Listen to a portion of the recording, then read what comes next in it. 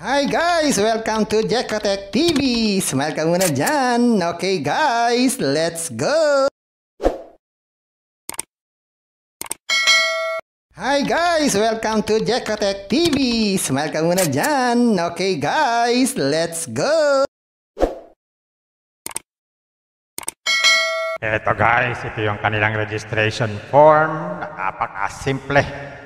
Maglalagay lang tayo ng mobile number. Siguro kahit wala ng 0 yan. Tapos password. Tapos maglagay tayo ng nickname. Kahit anong nickname, pwede naman. Gawin na natin. Yan, ganyan lang. Yan, ganyan lang kasimple. Click natin tong sign up. Tapos lagyan natin tong verification code. Tapos click natin tong get SMS code. Gawin na natin. Yan, ganyan lang. Click natin confirm. Yan, so pwede tayong sumali sa official channel para tayo po yung makipagkwentuhan sa mga naririto. Yan, pwede tayo maglagay dito ng email address. At pwede tayo kumontak sa customer service. Itong picture na ito na nagkukwentuhan. At pwede tayo magpalit ng password. At pwede tayo maglagay ng trade password.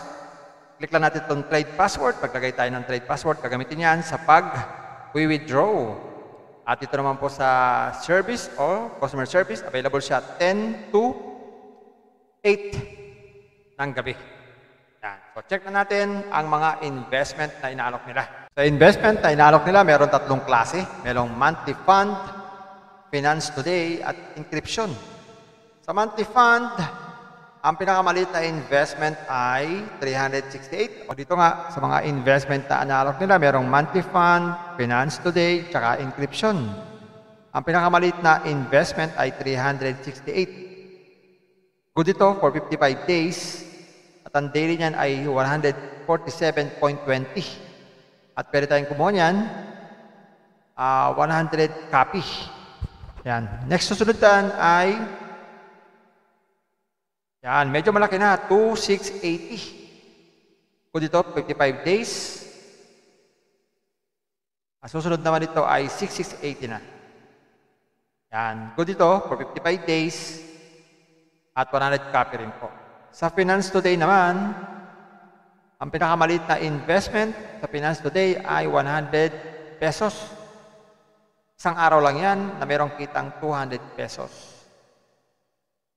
Sunod ay 500, 5 days naman po yan. 160 naman po ang daily earnings niyan. Sunod ay 1K na, 3 days naman yan. 600 ang everyday na kita. Mapapansin natin, meron tayo 1.8 na kita sa loob ng 3 araw. So meron tayong tubong 800 pesos. Sa encryption, ang pinakamalit ay 200 pesos na investment sa loob ng 2 days. Meron 300 pesos ang everyday. Total niya na ay 600 pesos. Isa lang po yan. So dito po guys, tandaan po natin, yung ganito mga application, okay, hindi pa nagugulat pag nag-i-invest, nagtataka, so tataan nyo, pakinggan nyo ako mabuti. So dito sa monthly fund, tandaan po natin, yung ating kikitain dyan, sa loob ng 100 days ay hindi natin pwedeng withdrawin every day. Kita nyo, ang tubo nyo 147, pero mag-aantay tayo ng 100 days, ng 55 days, para makuha natin yung ating total na kinita ng 8,096. Pero sa Finance Today, pwede natin makuha yan every day, at kinikita natin dyan. Ganon din sa encryption. Kaya lang, para tayo makapag-invest dito sa Finance Today tsaka encryption, kailangan meron tayong investment dito sa monthly fund. So kung naglanais tayo mag-invest dito sa Finance Today, dapat magkaroon tayo ng 368 na investment, tapos 100 pesos, di 468 na yan, at saka encryption na 500 equal to 668. At sigurado kikita tayo ng 200, kikita tayo ng 600. So total niya na 800 pesos. So ang mangyayari dyan ay tubo naman tayo. Kasi 368, 468, saka 668. Ang ating kikitain ay 600 at saka 200. Tandaan po natin, para makapag-invest tayo sa Finance Today, tsaka sa encryption, kailangan meron tayong investment sa monthly fund. Pag sa monthly fund, pwede naman po ilang investment natin. Kaya lang mag-aantay tayo po ng maturity within 55 days. Or para makapag-invest dyan, simple lang naman. Click lang itong invest now. Yan, pili lang ilang klase. Invest now, confirm. Ganun lang. Pero dapat, pag tayo ay recharge muna. Click tong wallet. Yan. So, mag-deposit tayo. Deposit. Yan. Pili tayo ng amount. Gateway. Pwedeng gateway 1. Gateway natin confirm. Yan. So, via GCash, login tayo. Confirm next. Scan tong QR code. Mag-transfer ng fund. Ayun. Pag naka-reflect na sa ating account, pwede na tayo mag-invest. Subukan naman natin ang withdrawal. Okay, sa withdrawal naman, click lang tong bank card. Maglagay tayo ng bank card. Lagay ng GCash name at saka GCash number. Lagay tayo ng bank card dito, GCash name, saka GCash number, tapos click lang confirm. Sa withdrawal, click lang itong withdraw. Tapos ilagay ang amount, tapos mag-withdraw. So meron sila ditong billing details, withdrawal record, deposit record, and commission record, and rewards record. Kung ayaw natin sa application na to, mag-logout na lang tayo at iwanan itong application na to. O, mag-aral muna kayo. Pag-aralan mabuti itong application na to bago kayo labas ng pera o bago mag-invest. Pampaalala, ang ganitong mga application, minsan tumatagal, pero minsan sandaling-sandali lamang. Kung may free, sa free na lang muna tayo. Kung may free, sa free na lang muna tayo. At sa pampaalala, ang ganitong mga application, minsan tumatagal, pero minsan sandaling-sandali lamang. Kaya maging maingat sa ating pag-invest. Paring paalala, sabi po sa 1 Timothy chapter 6 verse 10, for the love of money is a root of all kinds of evils, is true this craving that some have wandered away from the faith and pierced themselves with many pangs. Totoo po ito. Ang pera naman ay hindi masama. Yan ang ginagamit natin sa pang-araw-araw natin buhay, pambili ng bigas, ulam, sapatos at iba pa. Pero ang babala dito ay yung pag-ibig sa pera. Pag tayo po umibig na sa pera, maaari tayong makagawa ng sari-saring kasamaan. Yan po ang kinauugatan, yung ating pag-ibig sa pera. Kaya ito po ay isang babala. Dahil ang ating ibang mga kasama natin ay nawala na sa pananampalataya. Mas pinili nilang ibigin ang pera. Hindi na natin alam kung nasaan sila. Kaya pinag-iingat po tayo dito. Mag-iingat po tayo sa pag-ibig sa pera. Bye-bye. Ingat lagi sa pag-invest. Bye. Hi guys! Welcome to Jekatech TV! Smile ka muna dyan! Okay guys, let's go! Hi guys! Welcome to Jekatech TV! Smile ka muna dyan! Okay guys, let's go! Eto guys, ito yung kanilang registration form. Napaka-simple. Maglalagay lang tayo ng mobile number. Siguro kahit wala ng 0 yan. Tapos password. Tapos maglagay tayo ng nickname. Kahit anong nickname, pwede naman. Gawin na natin. Yan, ganyan lang. Yan, ganyan lang kasimple. Click natin tong sign up. Tapos lagyan natin tong verification code. Tapos click natin tong get SMS code. Gawin na natin. Yan, ganyan lang. Click natin confirm. Yan, so pwede tayong sumali sa official channel para tayo po yung makipagkwentuhan sa mga naririto. Yan, pwede tayo maglagay dito ng email address. At pwede tayo kumontak sa customer service. Itong picture na ito na nagkukwentuhan. At pwede tayo magpalit ng password. At pwede tayo maglagay ng trade password. Click lang natin itong trade password. Paglagay tayo ng trade password, gagamitin yan sa pag-withdraw. At ito naman po sa service o customer service, available siya 10 to 8 ng gabi.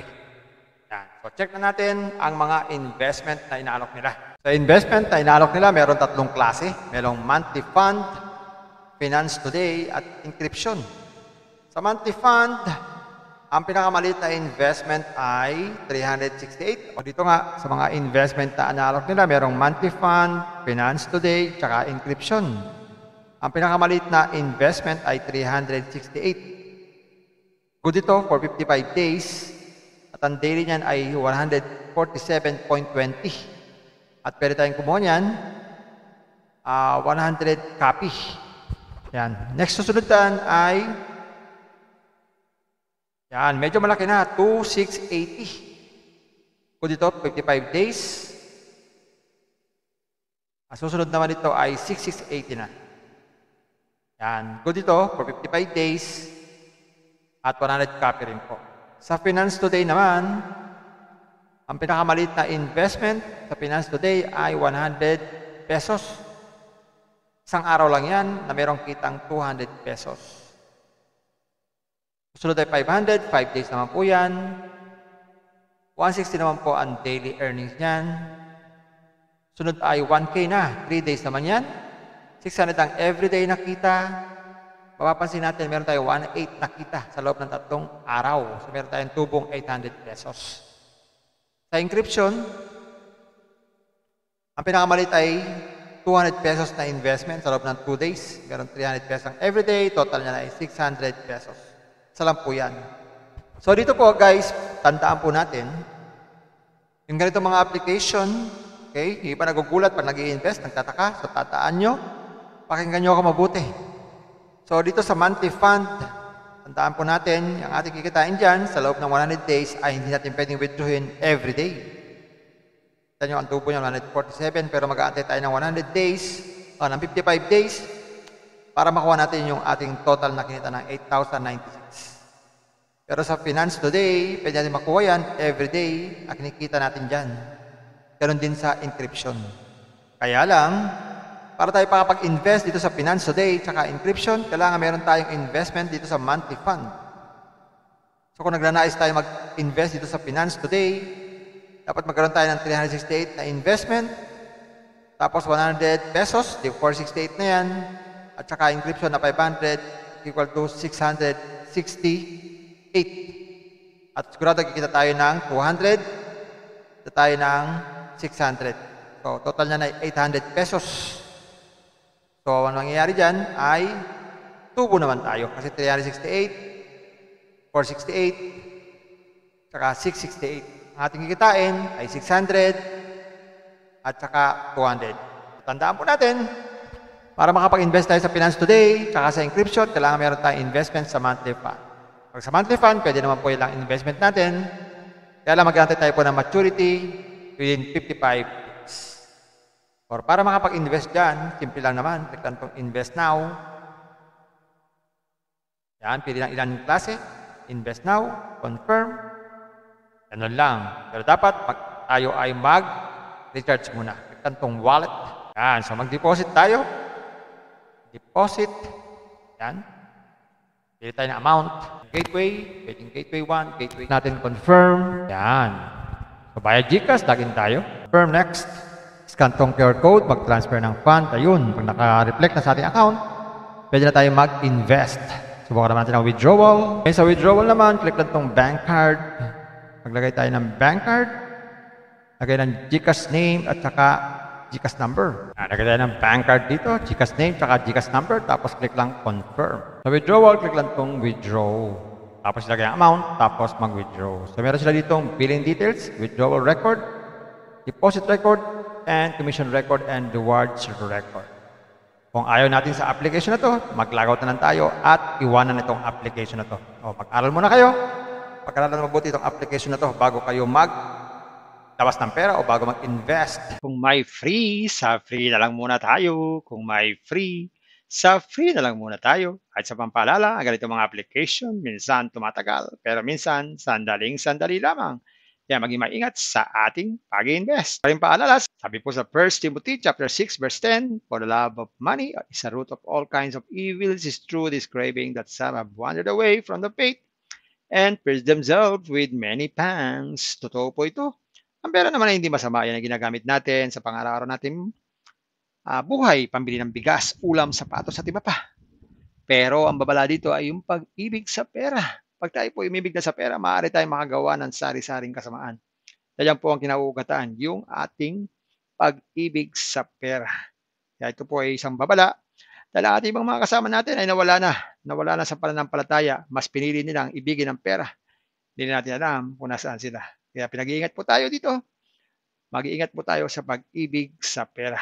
Bye-bye. Ingat lagi sa pag-invest. Bye. Hi guys! Welcome to Jekatech TV! Smile ka muna dyan! Okay guys, let's go!